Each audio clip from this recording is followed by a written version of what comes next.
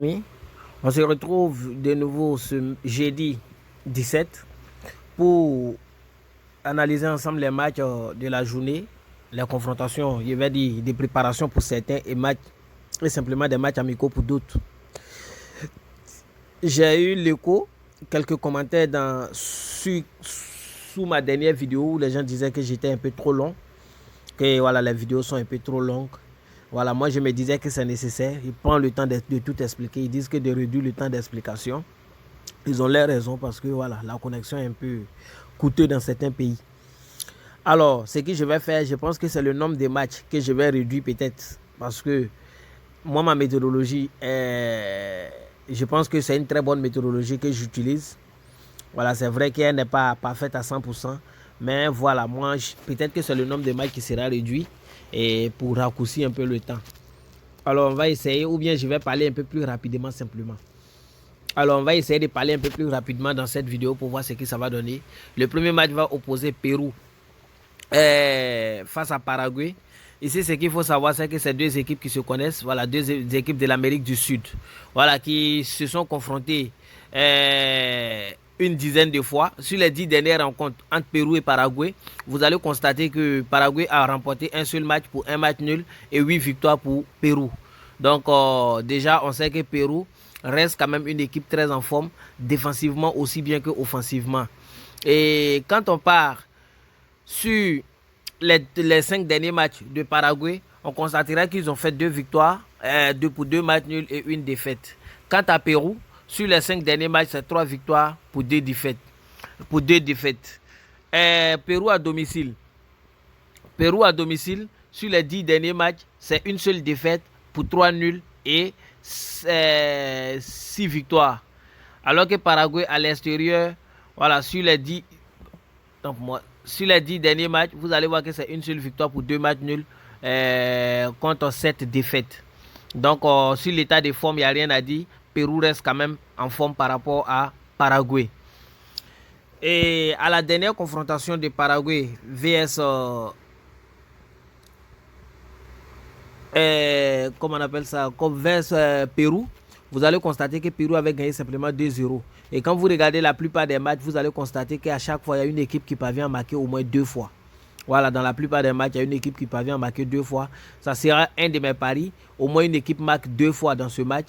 Et le second pari dans ce match, c'est simplement la victoire de Pérou. Ça, c'est mon safe. Mon safe, c'est la victoire de Pérou. Et au moins une équipe va marquer 2 fois simplement.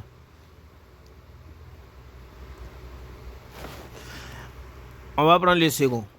Le second match de la journée va opposer le Ghana à la Suisse. Voilà, le Ghana, c'est une équipe qui n'est pas à négliger, comme je le disais tantôt la dernière fois. Voilà, ici, il faut savoir que les deux équipes, il n'y a pas eu de confrontation directe entre les deux équipes.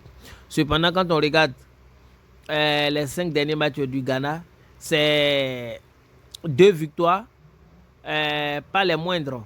Une victoire face au Nigeria, qui est une très grosse équipe, et une autre face à Nicaragua. Et quand on regarde les matchs de la Suisse, Suisse a remporté un match face au Portugal, face à l'Espagne et face aux Républiques tchèques. Voilà, et a perdu un match également face à l'Espagne, Portugal et République tchèque. Ici, ce qu'il faut savoir, c'est que ce match-là se joue en Émirats Arabes Unis. Et comme ça se joue en Émirats Arabes Unis, analyser le match à domicile ou à l'extérieur, voilà, n'a pas de défait sur ce match-là. Mais je pense que dans ce match-là, simplement, la Suisse va trouver le chemin des filets. Il faut donner un but à la Suisse dans ce match parce que c'est une équipe qui encaisse beaucoup, mais qui parvient beaucoup à marquer. C'est une équipe qui marque beaucoup. Et voilà, c'est une équipe qui sait marquer. Même quand elle perd ces matchs, généralement, il parvient à trouver le chemin des filets. Vous allez constater cela sur ces 10 derniers matchs. Il y a 2 matchs seulement où ils n'ont pas trouvé le chemin des filets. Quant au Ghana aussi, c'est une équipe qui marque beaucoup. Voilà, c'est une équipe qui marque aussi beaucoup. Sur les 10 derniers matchs également, c'est 2 matchs seulement où ils n'ont pas trouvé le chemin des filets. Donc, un autre pari très intéressant ici, c'est les 2 équipes vont marquer simplement. Je pense que ça peut passer. Voilà, mais mon safe reste quand même un but, plus de 1 but pour la Suisse. Je ne sais pas la cote à quoi, mais on verra ça après. Et il y a une autre rencontre qui va opposer Nicaragua à Salvador. Ça, c'est un match, je vais dire, comme c'est un match amical, les cotes restent quand même équivalentes. Sinon, en réalité, Salvador reste quand même plus en forme que Nicaragua. On peut voir ça ici. Les deux équipes se sont confrontées sur les 12 dernières rencontres. Ils se sont rencontrés 12 fois, pardon, c'est pas 12 dernières rencontres. Ils se sont rencontrés 12 fois. Et sur les 12 rencontres, Salvador a remporté l'ensemble des matchs où il y a eu une victoire. Et c'était au nombre de 10 victoires. Et il y a eu 2 matchs nuls entre Nicaragua et Salvador. Donc Salvador reste quand même une équipe qui est très en forme. Bien entendu par rapport à comment on appelle ça, par rapport à cette équipe. Salvador reste en forme par rapport à Nicaragua. Et à domicile, vous allez constater que Nicaragua, c'est 4 victoires pour une défaite. Et cette défaite a été face au Ghana. Et ce qui est impressionnant, c'est qu'elle avait pu gagner Cuba, voilà, qui est une équipe aussi défensivement très assise. Voilà, c'est ça, c'est ce qui est intéressant. Et Salvador à l'extérieur, c'est vrai qu'à l'extérieur, il n'a pas fait beaucoup de victoires, mais il faut savoir que c'est des matchs assez compliqués.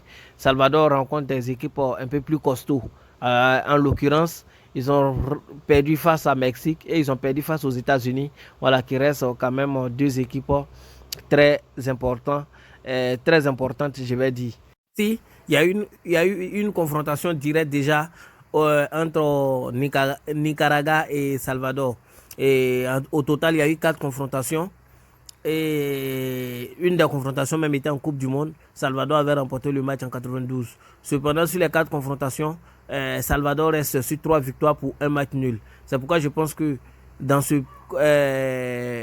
dans ce match, l'histoire a tendance à se répéter. Pour un pari individuel, vous allez partir sur la victoire de Salvador, mais pour un pari dans un combiné, vous allez mettre la victoire ou nul de Salvador simplement, ça va passer. Au 4e match de la journée va porter sur le Japon et Canada. Ici, il faut savoir aussi que ça se joue en Émirats Arabes Unis parce que les deux équipes vont jouer le mondial également. Et voilà, ici, ce qu'il faut savoir, c'est qu'il y a eu déjà 2 confrontations entre les deux équipes. Et les 2 confrontations ont été remportées par le Japon 2-1 et 3-1. Du coup, dans ce match, on voit déjà que 2,5 buts plus, voilà, c'est un pari qui peut passer aussi facilement. Mais pourquoi cela, qu'est-ce qui nous donne cette assurance? On va regarder les 5 derniers matchs, les 10 derniers matchs du Japon. Et cette équipe n'a perdu que 2 matchs et a pu remporter, comment on appelle ça, 5 matchs et pour 3 matchs nuls. Et vous allez constater avec moi que pour les matchs nuls, il n'y a pas eu assez de buts, c'est 0-0 2 fois et 1-1 une fois. Alors, pour les victoires, à chaque fois qu'ils gagnent, ils parviennent à marquer 2, 3 ou 4 buts. Vous allez regarder que c'est 2-0, 3-0, 6-0, 4-1 et 4-1 également. Alors, au niveau du Canada, vous allez constater que c'est une équipe qui encaisse beaucoup. Elle encaisse ou arrive à marquer au moins 2 buts dans chaque confrontation sur ces 5 derniers matchs. Vous allez constater qu'il y a eu au moins 2 buts pour une équipe dans les 5 derniers matchs. Et pour les 10 dernières confrontations, c'est une équipe qui a perdu 4 et a fait 5 victoires également pour une défaite, pour un match nul. Alors, dans ce match-là, on ne va pas trop traîner. Je pense que dans ce match, une équipe va trouver le chemin des filets 2 fois. Ça, c'est mon premier pronostic. Et le second, c'est la victoire ou nul du Japon pour ceux qui font des paris combinés. Ça peut passer très facilement. L'autre match, c'est entre Irak et Costa Rica.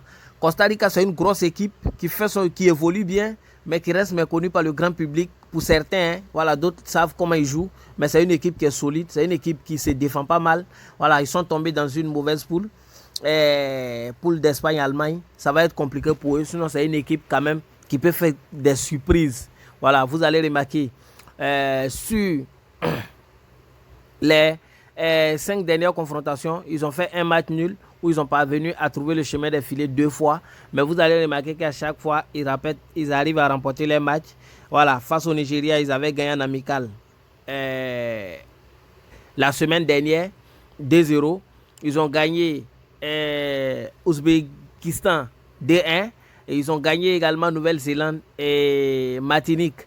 Voilà, c'est vrai que d'autres diront que ce n'est pas de grosses équipes, mais ils ont tenu tête à Corée du Sud qui est une grosse équipe. Et voilà, perdu un match face à Panama sur les 10 derniers matchs. Ils ont gagné les États-Unis et ils ont pu gagner Salvador, Canada et Jamaïque. Voilà, c'est une équipe qui se défend très bien et voilà, qui n'est pas trop à négliger. Et l'Irak aussi, c'est une équipe qui défensivement est pas mal, mais c'est une équipe qui joue beaucoup avec rigueur et force. C'est pourquoi ils prennent beaucoup de cartons, ce qui fait que le plus souvent ils jouent à 10 contre 11 et voilà, ils perdent la plupart des matchs. Alors, on va regarder les 10 dernières confrontations. Vous allez constater que cette équipe a perdu 3 pour 3 nuls et 4 victoires. Mais ça reste quand même une équipe qui a croisé pas mal de grosses têtes, notamment Mexique, autant pour moi, notamment Mexique, Irak et les États-Unis, les Émirats Arabes Unis, pardon. Ils ont pu gagner la Zambie ici et voilà, Ouganda. Donc dans ce match-là, ça a été un peu difficile de pronostiquer pour moi, mais ce qui m'a le plus fait plaisir, c'est que en fait les deux équipes parviennent plus ou moins à trouver le chemin des filets, voilà, dans la plupart de leurs matchs. C'est pourquoi je pense que dans ce match-là, simplement, je vais donner un but à Costa Rica, qui semble à mon humble avis être l'équipe favorite. Donc on va donner 0,5 but plus à Costa Rica pour les paris combinés. Maintenant, si c'est paris individuel, je vous déconseille ce match. Mon sixième pronostic va porter sur Jordanie-Espagne. Ce match, c'est voilà, un match très facile pour l'Espagne. Je ne vais pas vous faire trop de commentaires dessus. Espagne va marquer au moins 2,5 buts dans le match. Voilà, c'est-à-dire dans ce match, au moins 2,5 buts pour Espagne. Il y a Maroc face à Géorgie. C'est un match assez intéressant. Géorgie, c'est une équipe qu'il ne faut pas trop négliger. Cependant, il faut savoir que le Maroc actuellement est très en forme par rapport à la Géorgie. Voilà, et c'est vrai que les deux équipes, il n'y a pas eu de confrontation directe entre les deux équipes. Et Géorgie aussi parvient plus ou moins à gagner la plupart de ses matchs. Mais le Maroc reste quand même une équipe très solide, aussi bien offensivement que défensivement. Donc dans ce match, ça va chauffer.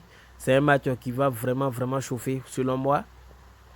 Et je pense simplement que dans ce match-là, voilà, Maroc peut partir avec la victoire. C'est mon pronostic safe dans ce match. Je pense que Maroc va remporter le match simplement. Et il y a un autre match qui va se jouer entre Roumanie et Slovénie. C'est un match aussi assez intéressant.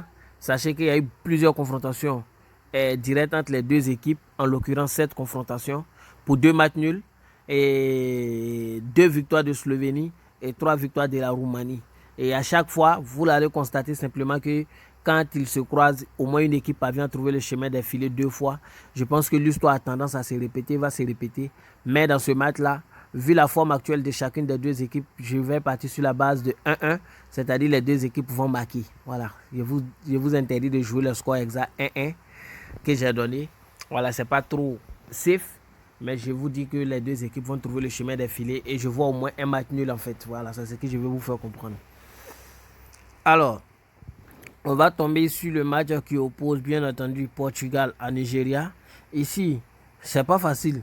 Voilà, la cote du Nigeria, moi je trouve que c'est aussi exagéré. Nigeria est une équipe très solide qui fait partie des meilleurs de l'Afrique actuellement en termes d'effectifs.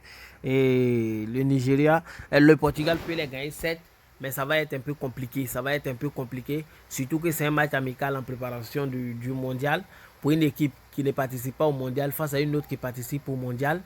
Voilà, donc il aura un peu de méfiance du côté Portugal pour ne pas se blesser face à une équipe qui n'a aucun participant au mondial. C'est pourquoi je pense que dans ce match, je ne vais pas donner de victoire, mais je vais aller sur la base des corners parce que qui dit grande équipe par rapport à une équipe un peu légère parle de beaucoup de corners. Voilà, donc je pense que dans ce match, il aura plus de 7,5 corners simplement pour moi. On va tomber sur Luxembourg et Hongrie. Ici aussi, il faut savoir que les deux équipes, il y a eu des confrontations directes entre elles. Et 8 confrontations directes entre ces deux équipes. Mais Hongrie a remporté la plupart des confrontations. Et il y a eu un seul match où Luxembourg avait gagné. Je pense que l'histoire a tendance à se répéter, va se répéter demain. D'autant que les deux équipes ne participent pas au mondial. Et je pense que ici, quand on regarde à domicile, vous allez voir qu'à domicile, Luxembourg ne joue pas bien, alors qu'à l'extérieur, Hongrie, c'est quand même une équipe qui reste très solide. C'est pourquoi je pense que simplement Hongrie va gagner le match sans difficulté. Il y a le dernier match de la journée sur lequel je vais me prononcer qui va opposer Irlande à Norvège. Ici aussi, c'est un match qui sera assez intéressant. Les deux équipes se sont confrontées plusieurs fois également. En l'occurrence, je pense que c'est aussi 8 confrontations. Et dans ces 8 confrontations, vous allez remarquer que Norvège a remporté 3 matchs, Irlande a remporté 1. C'est pour 4 matchs nuls, si je ne m'abuse. Oui, 4 matchs nuls. Alors, cependant, il faut savoir que les deux équipes, quand même, on reste défensivement très solide. Et voilà, une équipe n'est pas en forme actuellement par rapport à son camarade. Mais à domicile, Irlande, c'est sur les 5 derniers matchs, c'est 3 victoires, une défaite pour un match nul. Alors que Norvège, à l'extérieur, ça ne va pas du tout. Et je pense que Irlande, qui joue mieux à domicile, pourra remporter ce match-là sans difficulté majeure. Mais je vais aller sur la base de Irlande ou nul pour ceux qui font des paris combinés. Donc ici prend fin la vidéo. Je vais vous donner mon coupon de la journée et je vous invite à rejoindre le groupe Telegram où je vais partager le code. Comme je le disais tantôt, je vais vous donner mon coupon rapidement et je vais vous donner 2 paris individuels. Voilà, dans mon coupon qui est composé de 5 événements, vous avez le match de Ghana-Suisse, 1 but au moins pour Suisse, PSV 2 qui joue face à B qui joue face à U13B, au moins une équipe va marquer 2 fois. Alkmaar face à Ajax, les 2 vont marquer.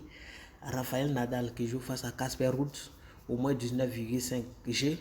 Et il y a Tadjikistan qui joue face à la Russie et la victoire de Russie. Donc je vais enregistrer le coupon pour que vous le voyez simplement. Donc c'est 8 TVDV.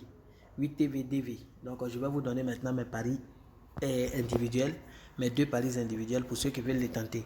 Mon premier pronostic individuel, c'est le nombre total. Il va jouer sur le total entre Japon et le Canada. Ici, ce qu'il faut savoir, c'est que voilà, moi je vois au moins 3 buts dans ce match, ce qui veut dire qu'au moins une équipe va marquer 2 fois. Voilà, c'est ce que je vois. Mais je ne vais pas jouer ça. Je vais jouer plus de 2 buts dans le match. Ça, on va jouer plus de 2 buts exactement dans le match qui est coté à 1,86. Pas plus de 1,5. Hein. Plus de 2 qui est coté à 1,86. On est remboursé si le match finit 1-1 ou 2-0. Et on gagne si le match dépasse 3 buts. Et on perd s'il y a moins de 2 buts dans le match. Donc on va essayer ça. Je suis convaincu qu'il aura au minimum 2 buts dans le match, c'est-à-dire au minimum le remboursement. Donc on va partir sur cette base. On va jouer la cote 1,86. Pour ceux qui veulent essayer, c'est une très belle cote à tenter. Je viens avec le second coupon. Le second pari individuel. Après celui-là, j'enregistre simplement pour que vous voyez le coupon. Hein. Voilà, c'est pas nécessaire, c'est une seule équipe, mais vous allez voir le coupon. C'est SFXDV. Voilà.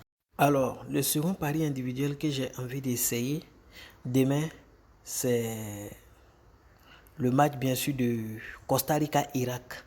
Voilà, dans ce match, je vois simplement la victoire de Costa Rica que nous pouvons tenter. Là, sans gros risque. Je pense que ça peut passer. Vous misez un peu sur la victoire de Costa Rica également pour essayer. C'est mes 2 paris individuels que je peux vous donner ici dans la vidéo. Voilà, et d'autres paris individuels seront donnés au cours des matchs demain. Demain, je suis libre, je ne travaille pas demain. Donc, vous allez remarquer que je vais vous donner des paris individuels live demain en fonction de la dynamique de chaque match. Donc, c'est EPXDV. Voilà, vous avez le coupon également. Merci et bonne journée à tout le monde. Bonne chance.